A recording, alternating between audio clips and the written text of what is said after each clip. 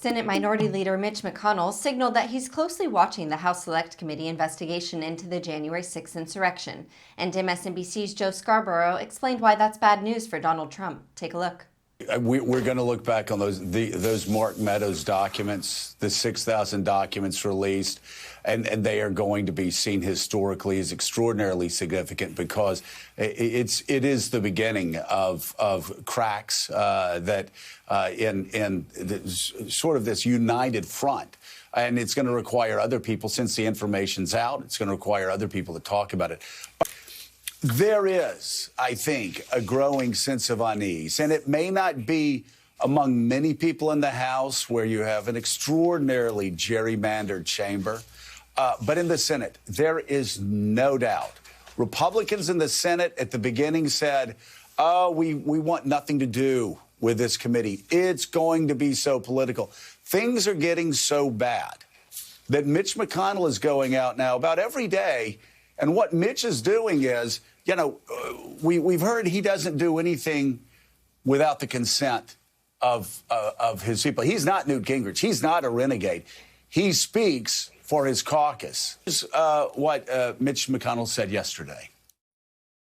I think the fact-finding is interesting. We're all going to be watching it. It was a horrendous event.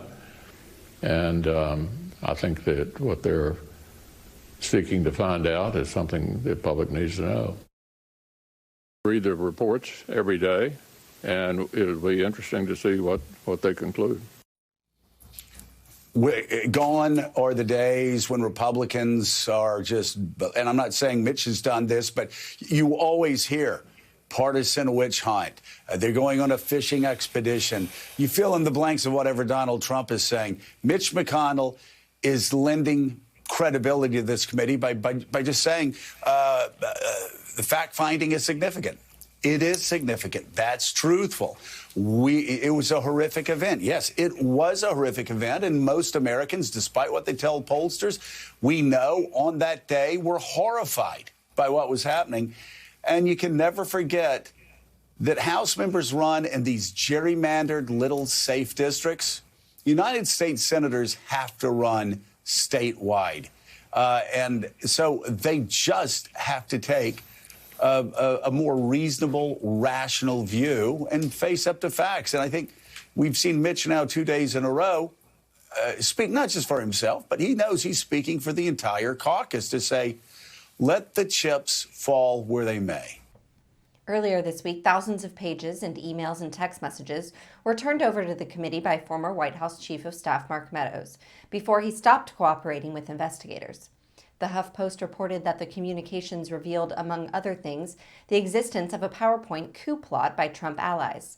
Under the plan, Trump was to declare a national emergency, citing foreign control of electronic voting systems in order to delay certification of the 2020 election results.